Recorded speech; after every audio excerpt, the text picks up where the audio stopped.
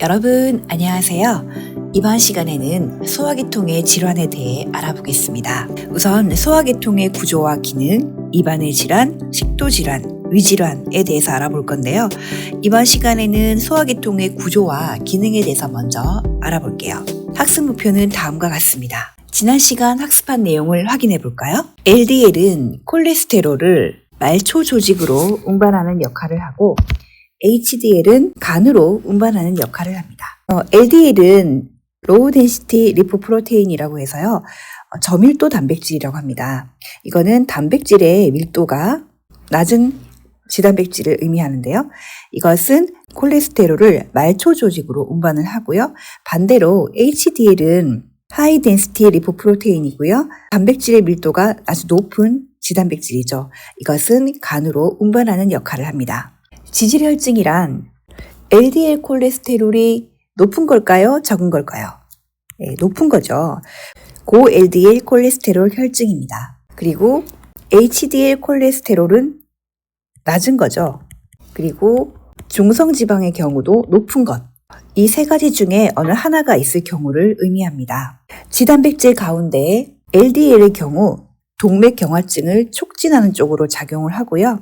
HDL, 고밀도 지단백질은 동맥경화증을 예방하는 쪽으로 작용합니다. 1형 당뇨병은 랑게르하스섬의 베타세포가 감소하고 따라서 인슐린의 분비가 부족해서 발병하는 질환이고요. 2형 당뇨병은 인슐린의 수용체가 감소해서 인슐린의 수는 정상이지만 인슐린에 대한 반응이 나빠져서 발병하게 됩니다. 이것을 인슐린 저항성이라고 합니다. 1형 당뇨병에서 인슐린이 투여되지 않거나 부족하면 발생하기 쉽고요. 혈중에 케톤 바디가 축적되어서 심한 경우 의식장애나 혼수를 일으키는 것을 케토산증, 케토에시도시스라고 합니다. 비만의 유형에는 피부 및 지방형 비만, 내장 지방형 비만 이렇게 두 종류가 있고요. 내장 지방 축적 시 당뇨, 고혈압, 이상 지질혈증을 합병한 대사증후군의 위험이 증가합니다. 네, 핵심 병약 용어입니다. 소화계통을 다이제스티브 시스템이라고 하고요. 입술 갈림증을 클랩립, 입천장 갈림증을 구개열 클랩팔레이트라고 합니다. 입안 칸디다증은 구강 칸디다증, 오랄 칸디디아시스라 하고요. 잇몸염은 치은염, 진지바이티스라고 합니다. 이주위염, 치주염은 페리오돈타이티스라고 하고요. 볼거리는 멈스라고 하고 위식도 역류병은 가스트로에소파지알 리플럭스 디지즈, GERD라고 합니다. 식도 정맥류는 에소파지알 바릭스라고 하고 식도염, 에소파지알 캔서, 위염, 가스트라이티스, 위궤양, 가스트릭 캔서, 위용종, 가스트릭 폴립, 위암, 가스트릭 캔서라고 합니다. 네, 우선 소화계통의 질환을 이해하기에 앞서서 소화계통의 구조와 기능에 대해서 알아보겠습니다. 소화계통은 앞서 핵심 병약 용어에서 나왔듯이 다이제스티브 시스템이라고 합니다. 우리 다이제 혹은 다이제스티브 크래커가 혹시 아시나요? 이 비스킷은 19세기 영국에서 소화를 돕는다라는 의미에서 붙여진 이름이라고 합니다. 즉 다이제스티브 시스템은 소화계통으로서 음식물을 섭취를 해서 이를 잘게 부숴가지고 물리적으로 잘게 부숴서 화학적으로 분해가 되어서 영양분을 흡수하고요. 남은 찌꺼기는 몸 밖으로 배출하는 기관 계통을 소화계통이다라고 하는 것이죠. 그래서 소화계통은 음식물이 들어가는 입에서부터 찌꺼기가 배출되는 항문까지 하나의 관으로 이루어진 기관입니다. 그래서 소화계통을 소화관, 다이제스티브 트랙이라고 하죠. 여기에는 소화관뿐만 아니라 소화를 돕는 소화샘, 예를 들면 침샘, 간, 담낭, 췌장도 포함이 됩니다. 소화관은 하나의 관으로 이루어져 있다고 했잖아요. 마치 파이프가 길게 늘어져 있는 것을 상상해 보시면 단면을 딱 잘랐을 때 음식물이 지나갈 수 있도록 동그랗게 공간이 형성돼 있어요. 이 단면을 자세히 들여다보면 공간 안쪽에서부터 점막, 정막 밑층, 근육층, 바깥막 혹은 장막으로 이루어져 있습니다. 이렇게 겹겹이 둘러싸여져 있다는 뜻이죠. 소화계통의 구조를 그림으로 그려본 것인데요. 입에서 인두, 식도를 거쳐 위까지는 우리 몸의 위쪽에 있다고 해서 upper를 써서 upper GI 상부 위장관이라고 하고요. 작은 창자 그리고 큰 창자 직장을 거쳐서 항문까지는 아래쪽, 우리 몸의 아래쪽에 있다고 해서 lower를 써서요. 하부 위장관, lower GI라고 합니다. 중간에 부속기관인 간, 담낭, 췌장 이런 것도 소화기관에 포함이 됩니다. 조금 전에 소화계통은 소화관으로 이루어져 있고 속 공간에서부터 점막 밑층, 근육층, 장막 또는 박간막 이렇게 구성되어 있다라고 했잖아요. 이거를 이제 자세하게 설명해 놓은 거예요. 우리 소화관은 동그랗게 소화관으로 되어 있고 속이 비어 있어요. 그죠? 속 공간이 있고 이 소화관의 벽이 사중층으로 이루어져 있습니다. 우선 제일 안쪽에는 점막이에요. 무코사라고 하죠. 이 점막의 기능은 들어온 음식과 직접 맞닿는 부분이잖아요. 그래서 영양소를 흡수하고 소화약을 분비합니다. 식도 점막은 조직학적으로 중증 평평상피로 이루어져 있고요. 위 12지장, 소장, 대장 점막은 위산에 강한 원주상피로 이루어져 있습니다. 점막 밑층은 점막 아래에 있는 두꺼운 결합 조직층이고요. 안쪽에서부터 이렇게 바깥쪽으로 나가는 거니까 점막 다음 층이죠. 여기에 있는 두꺼운 층이고요. 여기입니다.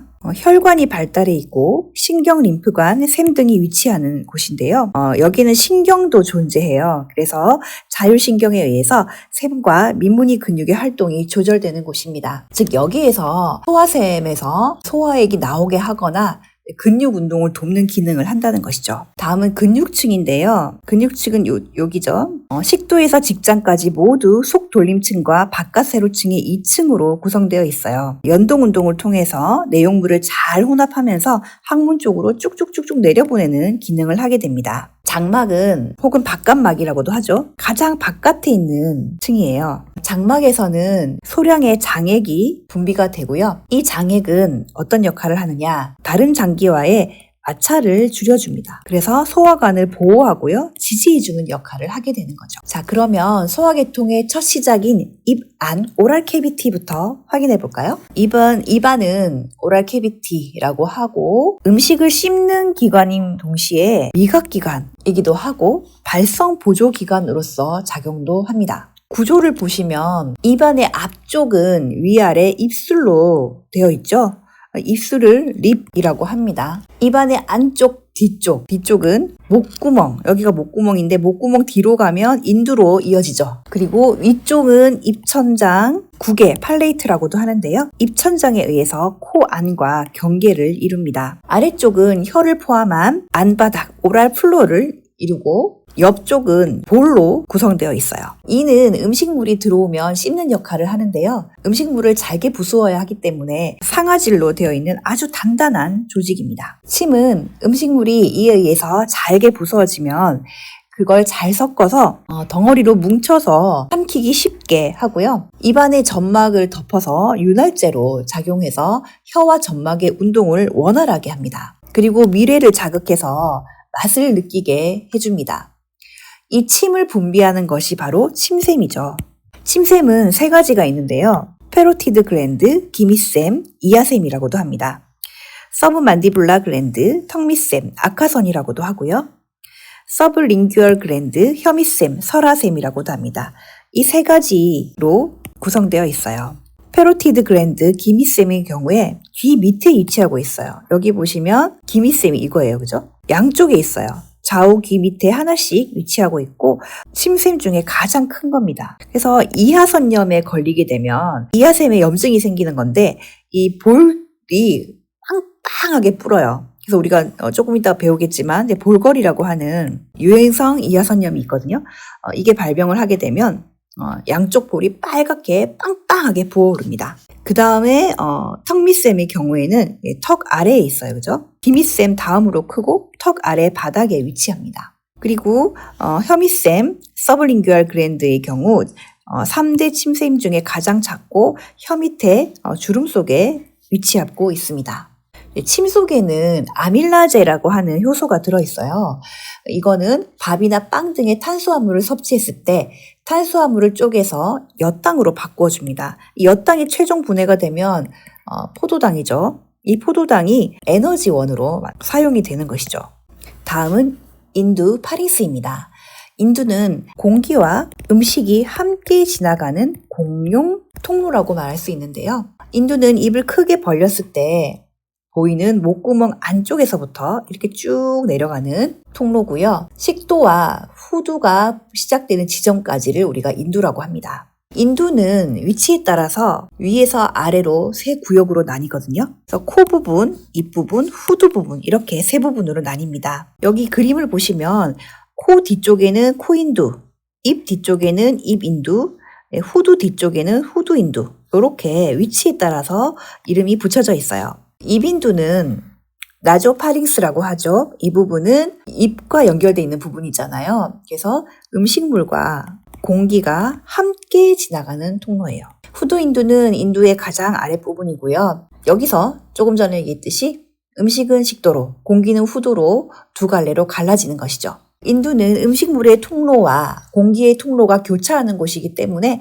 평소에는 공기가 코에서 인두를 거쳐서 기도로 잘 들어갈 수 있게 열려 있어요. 그리고 음식을 삼켰을 때는 음식물이 기도로 잘못 들어가서 살에 들리지 않게 기도 입구를 후두개로 딱 막아주고 음식을 식도로만 쑥 내보내줍니다. 다음은 인두에서 위까지 음식물을 전달하는 통로인 식도, 에스파고스에 대해서 알아봅시다. 식도는 인두에서 시작해서 위까지 연결되는 약 한 25cm 정도 되는 길이의 긴 관인데요. 스스로 소화를 하지는 않아요. 하지는 않지만 끈끈한 점액을 분비해서 음식물이 위까지 잘 도달하도록 도와주는 거예요. 식도는 인두에서부터 이렇게 이어져서 위까지잖아요. 이 부분이 식도인데 굉장히 가늘게 생겼어요. 지름은 한 2.5cm 정도? 그런데 이 넓이가 인두 쪽에서부터 위까지 한결같이 똑같은 것이 아니라 중간중간에 좁아지는 부위가 있어요. 여기 그림에 보시면 이 부분, 이 부분, 이 부분. 제일 처음에는 식도가 시작되는 시작 부위, 이거를 제1협착 부위라고 하고요. 중간에 쭉 내려가다가 또 여기 기관이 이게 기관지로 갈리는 쪽에 기관에 눌려져서 좁아지는 부위가 있어요. 이거는 제2협착 부위라고 합니다. 그리고 위 근처에 보면 여기가 횡격막인데요. 이 횡격막에 눌려가지고 좁아지는 부분이 있어요. 이 부분은 제3협착 부위입니다. 이렇게 세 군데에 좁아지는 생리적 협착 부위, Physiological Constriction이 있습니다. 이 좁은 구간들은 딱딱한 음식을 급하게 먹으면 걸리기가 쉽고 병이 생기기도 쉬운 위치예요. 식도의 양 끝에는 문이 있어요. 여기 보시면 위식도 조임근, UES라고 돼 있고 아래쪽에는 아래식도 조임근, LES라고 돼 있어요. 그죠? 자, 이 부분은 쫀쫀한 근육인데요. 열렸다, 닫혔다. 좁아졌다, 넓어졌다. 이게 가능한 거거든요.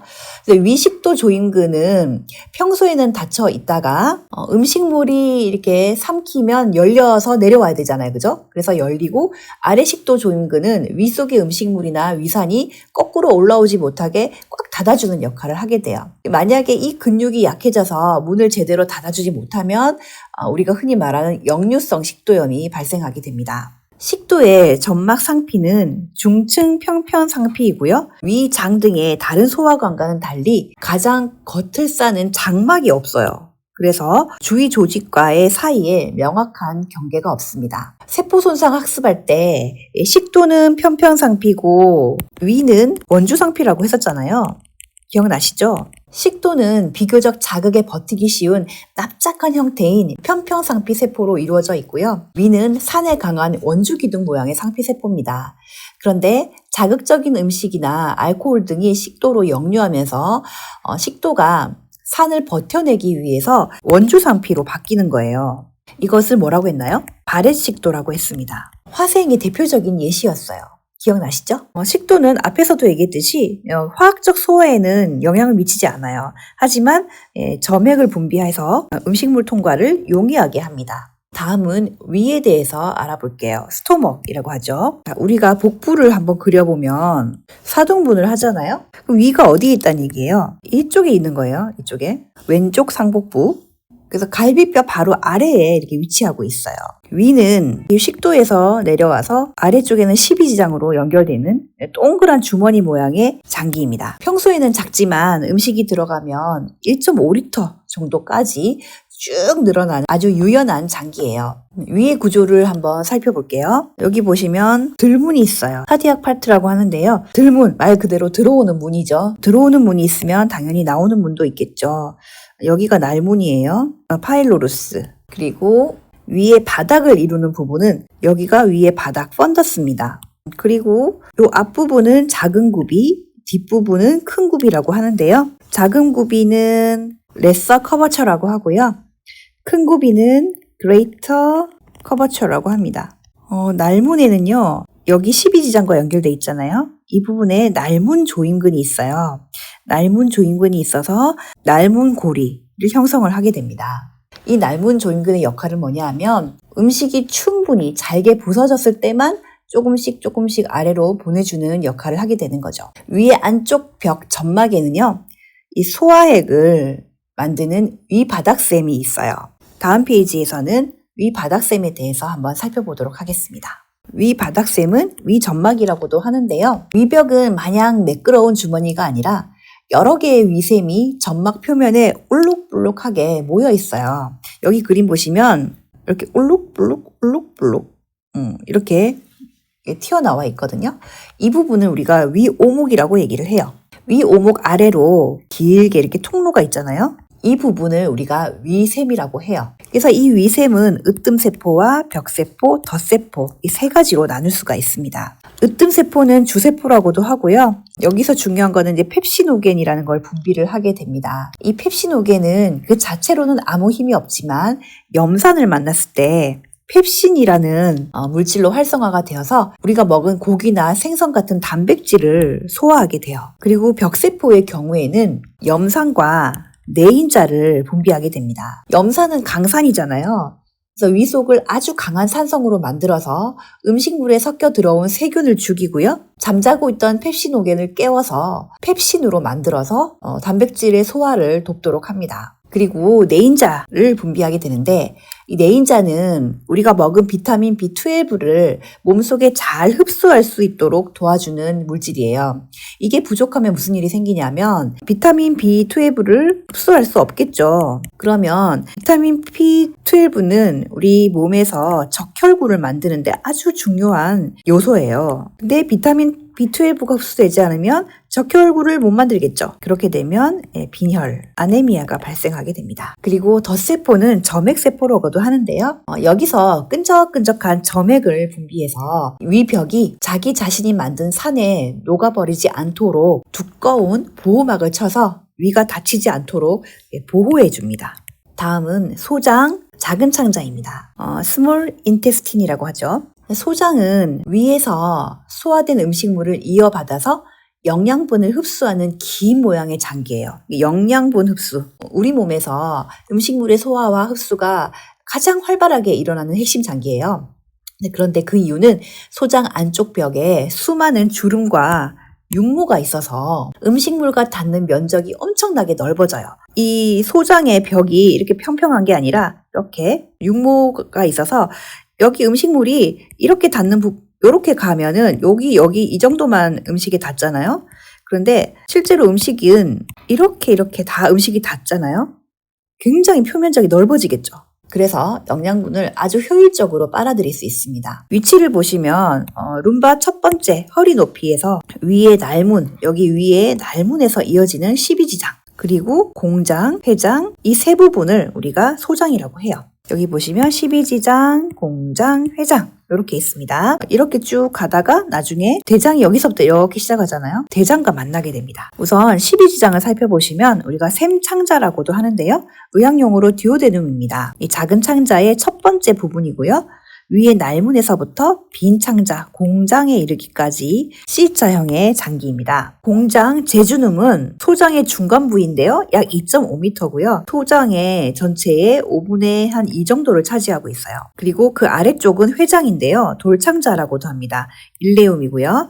소장의 마지막 부위 3.6 미터고 한 5분의 3 정도를 차지해요. 이거는 이제 마지막에 큰 창자의 막창자, 우리 맹장이라고 얘기하는데 이것과 연결돼 있습니다. 이 12지장에서 공장, 회장 이렇게 다 쭉 연결돼 있는데 공장과 회장은 경계가 명확하지가 않아요. 하지만 공장에서는 탄수화물, 단백질, 지방, 비타민 등 우리 몸으로 들어온 영양소를 집중 공략해서 흡수하게 되고 회장에서는 공장에서 흡수되지 못한 나머지 영양소와 함께 비타민 B12와 담즙산을 재흡수하는 역할을 해요. 그래서 회장을 절제했을 경우에 비타민 B12의 결핍으로 인해서 빈혈이 생기거나 담즙산 흡수가 안 되어서 지방설사가 발생합니다. 소장에서 이어지는 장기인 대장, 라지 인테스틴에 대해서 알아보겠습니다. 대장은 여기서부터 시작을 하죠. 맹장, 요렇게 여기까지가 결장, 그 다음에 직장, 항문 이렇게 구성되어 있어요. 맹장은 시쿰, 막창자라고 하고요. 그리고 결장은 콜론, 잘록창자라고도 합니다. 직장은 고창자라고도 하는데요. 렉툼이라고 하죠. 결장은 다시 또 위치에 따라서 세 부분으로 나뉘는데요. 이렇게 올라가는 부분은 그러니까 상행결장, 그리고 가로를 이렇게 쭉 가로지르는 거는 횡행결장, 가로잘록 창자라고 합니다. 이거는 트랜스버스 콜론, 그리고 위에서 아래로 이렇게 내려오는 것은 하행결장, 요거는 디센딩 콜론이라고 합니다. 그리고 요렇게 구불한 거 S자 결장이라고도 하죠. 요거는 구불결장 혹은 잘록창자라고 하는데 이거는 시그모이드 콜론이라고 합니다. 직장은 렉툼, 항문은 에이누스, 이렇게 구성되어 있습니다. 대장의 가장 핵심적인 역할이 뭘까요? 소장에서는 어떤 역할이 중요했죠? 소장에서는 영양분을 소화시키고 흡수합니다. 그럼 대장에서는 뭘 하느냐? 소장에서 넘어온 그 음식물 찌꺼기가 침과 이렇게 수분이랑 섞여서 물처럼 액체 상태가 되거든요. 이 액체 상태의 음식물 찌꺼기를 수분을 빨아들여서 몸으로 재흡수를 해요. 그러면 수분이 빠진 찌꺼기는 대장균 등 장내 세균에 의해서 발효가 되거나 분해를 하면서 최종적으로 대변이 돼. 그럼 이 대변은 직장에 잠시 머물렀다가 대장의 연동 운동에 의해서 항문 밖으로 배출이 됩니다. 대장의 역할은 수분을 쫙 빨아들여가지고 남은 찌꺼기들을 몸 밖으로 배출할 수 있도록 준비해주는 기관이다. 이렇게 보시면 될 것 같아요. 소장에서 넘어온 찌꺼기가 대장을 거쳐서 대변으로 만들어져서 항문 밖으로 배출되는데 걸리는 시간은 한 24시간에서 72시간 정도예요. 그래서 매일 혹은 이틀에 한 번 정도는 대변을 보잖아요. 그죠? 근데 대장에 머무는 시간이 짧으면 어떨까요? 수분이 충분히 흡수되지가 않아서 설사 형태가 돼요. 원래 액체 상태였던 이 영양분의 찌꺼기가 충분히 수분이 흡수되어야 되는데 흡수되지 않으니까 설사가 되죠. 근데 만약에 반대로 대장에 머무는 시간이 길어지면 수분을 너무 많이 흡수해서 변비가 될 수도 있어요. 다음은 간입니다. 간은 우상복부에 위치하는 우리 몸에서 가장 큰 장기인데요. 색깔은 진한 젓갈색, 암적색을 띠고 있고 우엽과 좌엽 이렇게 두 부분으로 나뉘어져 있습니다. 우리가 먹은 음식물은 위 소장을 거치면서 영양분으로 변하게 되는데요. 이 영양분은 혈액으로 가죠. 그래서 이 혈액의 5분의 4가 문맥을 타고 간으로 들어오게 돼요. 우리가 먹은 음식물은 처음에는 굉장히 큰 덩어리였어요. 근데 이에서 저작 운동을 통해서 잘게 쪼개지고 위와 소장에서 효소에 의해서 분해가 되고 아주 미세한 단위의 영양 성분으로 변하게 돼요. 그럼 이 영양 성분들이 혈액으로 들어가서 이 혈액이 혈관을 통해서 각 우리 몸의 장기에 영양분을 공급하게 되는데 우선 이 영양분이 담긴 혈액들은 간을 거쳐서 대사 과정을 거친 다음에 우리 몸의 장기로 들어가게 돼요. 그래서 1차적으로 영양분이 담긴 혈액은 간으로 간다라고 이해를 하시면 좋을 것 같아요. 그래서 영양분이 가득 담긴 혈액의 5분의 4가 간 문맥으로 들어오게 돼요. 식도를 제외한 모든 소화관과 비장, 췌장 등에서 유입된 정맥혈을 간으로 운반하게 됩니다. 이렇게 간으로 모인 영양분들은 간에서 처리를 하고 독소를 걸러내는 역할을 하게 됩니다. 간은 우리 몸의 화학공장이라고 하잖아요. 탄수화물, 단백질, 지방을 우리 몸이 쓰기 좋게 바꾸고 남은 것을 글리코겐 형태로 저장했다가 필요할 때 꺼내 쓰는 등 물질 대사에 관여를 하게 됩니다. 비타민 B2와 여러 영양소를 미리 저장해 두기도 합니다. 그리고 간에서 지방의 소화 작용을 돕는 담즙을 생산하고 분비를 조절을 하는데요. 많은 양의 혈액을 저장하고 있기 때문에 우리 몸의 전체 혈액량을 조절을 하기도 합니다. 그리고 출혈이 발생했을 때 딱딱하게 굳게 만드는 혈액 응고 성분을 간에서 직접 만듭니다. 그래서 간이 안 좋으면 피가 잘 안 멈출 수 있어요. 간에서는 해독작용도 하는데요. 알코올이나 약성분 그리고 단백질이 분해될 때 생기는 독성 물질인 암모니아 같은 유독 성분을 독이 없는 상태로 바꿔서 몸 밖으로 배출시킵니다. 간은 전체의 80%를 절제를 해도 시간이 지나면 원래 크기로 회복될 정도로 재생 능력이 매우 뛰어나요. 하지만 병에 걸려도 증상이 쉽게 나타나지가 않습니다. 증상이 나타났을 때는 이미 병이 진행된 경우가 대부분이에요. 다음은 담낭, 쓸개라고도 합니다. 가일브레더인데요. 이 장기는 간의 오른쪽 아래에 붙어 있는 길이 약 8cm, 용량 50ml의 작은 가지 모양의 기관입니다. 이곳에서는 간에서 만들어진 담즙을 받아두었다가 더 진하게 농축해서 저장해두는 보관 창고의 역할. 그러니까 담즙이 담낭에서 만들어진 게 아니고 간에서 만들어지고요. 담낭은 담즙을 보관하는 장소다. 이렇게 기억을 하시면 좋겠죠. 담낭에서 만들어진 담즙은 쓸개즙이라고도 하죠. 이거는 간세포에서 하루 0.5리터씩 만들어지는 분비액입니다. 담즙산과 빌리루빈 등을 함유하고 있어요. 이 담즙산은 지질을 유화시킨다라고 했는데요. 기름진 음식을 먹었을 때 지방을 잘게 부숴와서 몸에 잘 흡수되도록 돕는 역할을 합니다. 빌리루빈의 경우 혈색소에서 생성되는 색소인데요. 소화를 직접 돕지는 않지만 세포가 산화되어서 손상되어 주는 것을 막습니다. 담즙 속에 있는 색소는 장으로 내려가서 장내 세균을 만나면 유로빌리노겐으로 변화하는데요. 이 물질이 바로 우리가 보는 대변과 소변의 색을 노랗고 갈색인 색깔로 만들게 됩니다. 다음은 췌장이자 판크레아스입니다. 췌장은 스토먹 위의 뒤쪽 복부의 깊숙한 곳에 위치한 약 길이 20cm 정도의 길쭉한 장기인데요. 가로로 누워 있어요. 요렇게. 오른쪽 머리 부분, 여기가 머리죠. 이 부분은 12지장, 이 C 모양 안에 쏙 들어박혀 있어요. 왼쪽 꼬리 부분은 비장과 맞닿아 있습니다. 췌장은 외분비샘으로서의 기능과 내분비샘으로서의 기능을 동시에 하고 있죠. 췌장의 95%는 외분비 조직입니다. 우리가 먹는 음식물을 소화시키는 역할을 하는 거예요. 따라서 탄수화물, 단백질, 지방을 모두 분해할 수 있는 강력한 소화 요소를 만들고 위에서 내려온 강한 산성의 음식물을 알칼리성으로 중화시키는 췌장액, 중탄산염이라고 해요. 이거를 생산해서 췌간을 통해 12지장으로 분비합니다. 앞서 쓸개즙 얘기를 했었는데요. 음식물이 위에서 12지장 쪽으로 이렇게 내려오면 쓸개즙과 이자액이 동시에 분비되어서 이쪽으로 분비가 돼요. 쓸개즙은 지방을 잘게 부수고 췌장액은 당질과 지질, 단백질을 분해하게 됩니다. 95%는 외분비고 나머지 5%는 내분비 기능을 하는데요. 췌장 내에는 내분비샘인 랑게르한스샘이 있습니다. 우리가 저번 시간에 대사할 때 굉장히 얘기를 많이 했어요. 그죠? 이 랑게르한스섬에는 알파세포, 베타세포가 있어요. 그죠? 이 알파세포에는 글루카곤이 분비되고 베타세포에서는 인슐린이 분비돼요. 글루카곤은 혈당이 낮을 때 혈당을 높여주는 역할을 하고 인슐린은 혈당이 높을 때 혈당을 떨어뜨리는 역할을 하게 됩니다. 그래서 혈당을 조절하게 됩니다. 네, 이번 시간에는 소화계통의 해부학적 구조와 기능을 살펴보았습니다. 이어서 상부위장관 질환에 대해서 알아볼게요. 수고 많으셨습니다.